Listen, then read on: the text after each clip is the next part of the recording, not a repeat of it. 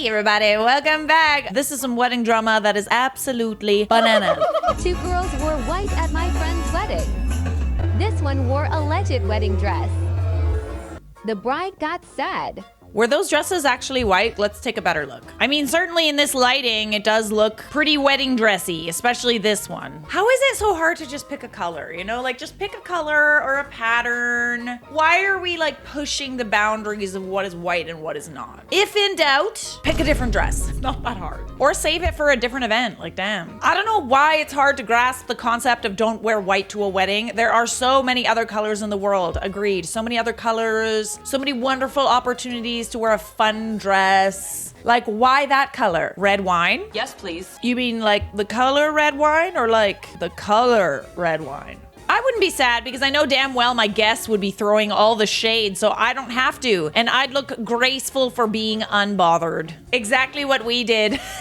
Just make them really, really uncomfortable, you know? Oh, that's a nice dress, but like, it's kind of white, no? You got me. You like haven't heard that rule? Oh, you have. Oh, I see. You've heard the rule, don't wear white to a wedding. Okay, so why are you wearing it? This is what my mother-in-law tried to do. She also did it at her nephew's wedding and wanted to do it at my soon-to-be sister-in-law's wedding. Crazy people. This is because they're doing it on purpose, babe. All right, apparently we got a response. So I'm not here to stir the pot, but one of the girls from the video, the first girl, found me on Instagram and decided to send me this really long text message. Please pause to read. Let me translate what she says. Yes. She's saying that her dress was not white. Her dress was peach with pink undertones. But the crazy part is not that she was wearing a pink dress that looked white in the video. The crazy part is that she wants to now sue me under the US civil rights because according to her, it's considered defamation. What? So what do you guys think? Can she sue me? And is the dress peach or white?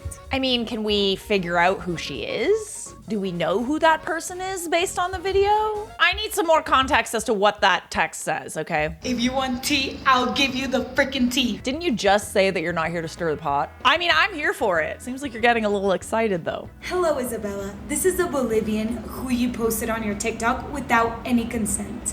I am writing this message to clarify that the dress I was wearing is not white, but peach with pink undertones, which makes your post targeted and false information about the facts. You don't know me, but to give you a little background about me, I'm an educated person and my family is respected in the community. They have taught me well about etiquette and protocol and the reasons why a white dress should not be worn at a wedding. It's a shame that you didn't notice the color of the dress before posting something like this on social media. It wasn't an opinion on the dress. It was flat out stated it was white and disrespectful. We should be a little bit more conscious of the things we post and the things we say that can be harmful to others, especially if we're uncertain what we're posting. As a TV host, you surely know very well about laws and civil rights. What you did under the US civil rights is considered defamation of character, libel, and slander, causing harm to my person and my reputation. My lawyer will contact you directly.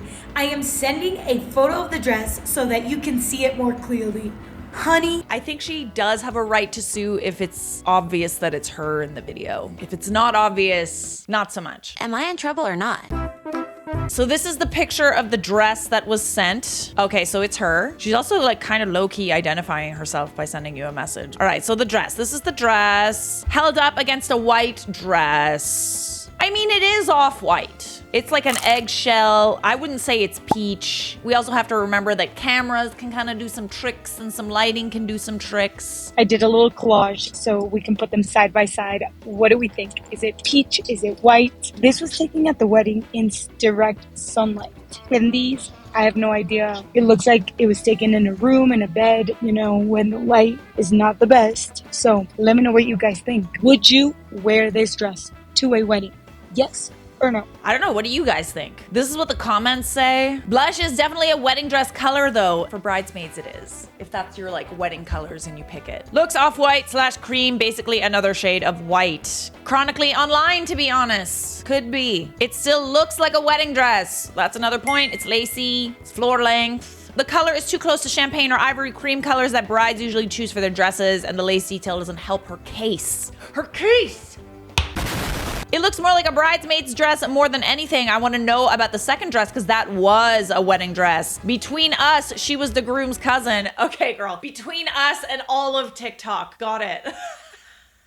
This absolutely blew up on TikTok, and judging by how good people on TikTok are at finding people, something tells me that the girls in this video were definitely found. I will find you. Is the dress white? Is it not? Defer to the audience. Does anyone have just some like absolutely bananas wedding drama? I used to be a wedding photographer and I've done around 200 weddings, and I have a lot of stories. But there's one story that always seems to take the cake for the best wedding story. I was working in the office and I got a call on a Tuesday from our Saturday bride. She said, "Are you our photographers?" "Yeah." "Okay, well I need to cancel." "Okay, we need it in writing, so can you email it?" "Sure, no problem." Now typically when they cancel, especially the week of, they're either very pissed or very sad. She wasn't. She was happy. It was weird. So on Wednesday, we get an email from the groom's aunt, who had apparently bought it for them as a wedding package, saying that there will never be a wedding between those two because the bride got married to someone else on Monday. No! She got married to someone else the same week. No! She was supposed to marry someone else. No! I'm not even mad. I'm just impressed. So could you like transfer? Oh, I guess the wedding already happened. Yeah, I guess there's no need now. Well, that's not one I've heard before, I have to be honest. How do you have literally 2 options for husbands? Where are y'all finding these men? Tinder? So for about 12 years before I had my children, I worked for 2 different bridal boutiques. And I had this one really lovely bride. But about a week before her wedding, she was due to come in for her final fitting and she didn't show up, which was really just unusual for her. She was always on time for her appointments, or if she was going to be late, she always called. So I tried to call her, but she didn't answer. The next day, her sister called and told me that the wedding was off because they found out the groom had been cheating. When I said, I'm so sorry, I am so sorry, at least she's got you and her mum to, rally behind her and, support her through this tough time. The sister said, no, he was cheating on her with their mum. And now I bet you feel so bad. Oh, well, at least you have your mom. At least your mom's there for you. No. She's not. She'll be there to console the groom, but not the bride. Ironic.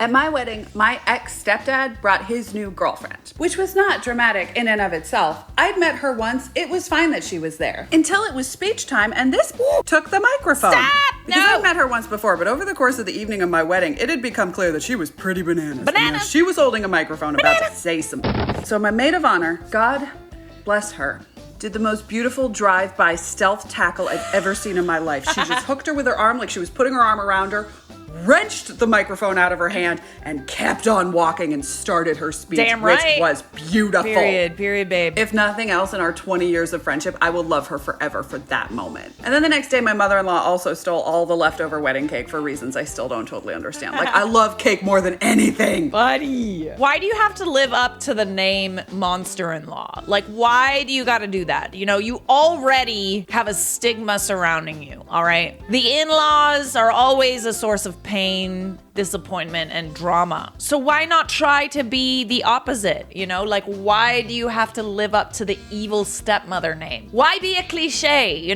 Cliches can sometimes be right, though, let's be honest. Stereotypes are stereotypes because they're true. And the wedding cake, like, come on now. Like, she was doing that just to be petty. Like, That wasn't necessary. She did that on purpose. 2 weeks before our wedding, my husband's uncle, who was the patriarch of the family and like a father to my husband, passed away. We unfortunately had to scrape together a funeral 1 week before our wedding at the same location that we were getting married. Immediately after the funeral, we discovered that my husband's aunt, his wife, has a massive drinking problem and pill problem. So we have to get her into a rehab facility. She goes through some treatment. She's doing great. A couple weeks later, she comes out and dies 10 days after our wedding. No!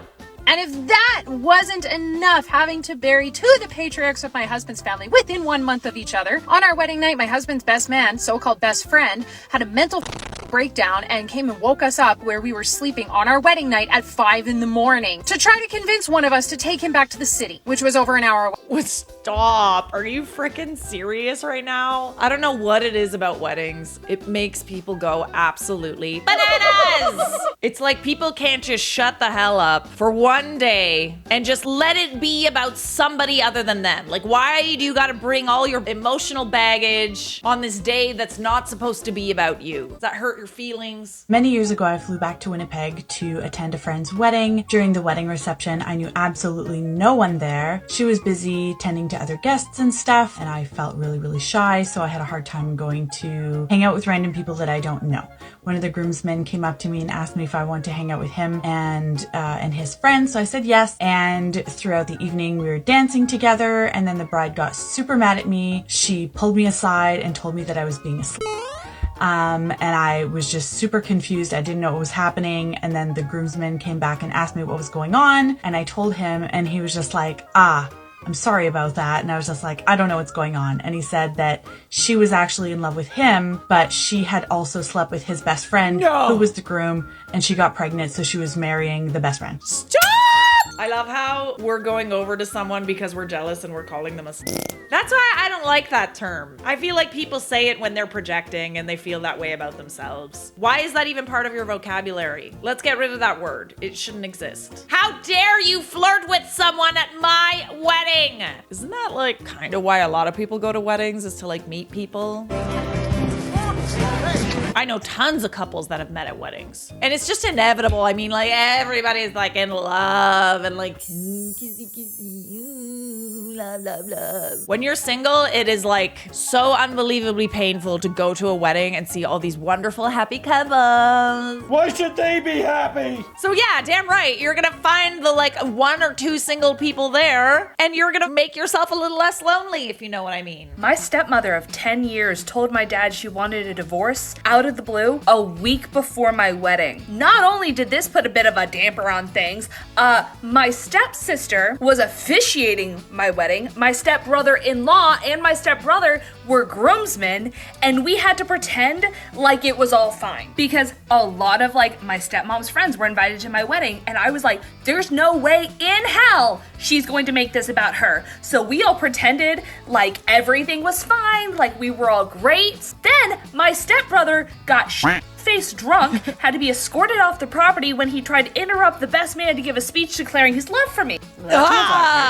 And our photographers were instructed to get her in 0 photos. Oh, stop making weddings about yourself. It's not about you. Oh, God. I mean, unless you're the bride and groom, it's really not about you. I told you, you get 1 day. How hard is that for people to understand? 1 day. 1 day where it's about you, and people need to make it about you, and they need to put their personal problems aside and just like human for a second. Is that like difficult for some people to just like be human? I know the majority of them suck. What a bunch of bastards. But it's okay. It's just 1 day. Remember, guys, you're a human. It's not that hard. Subscribe.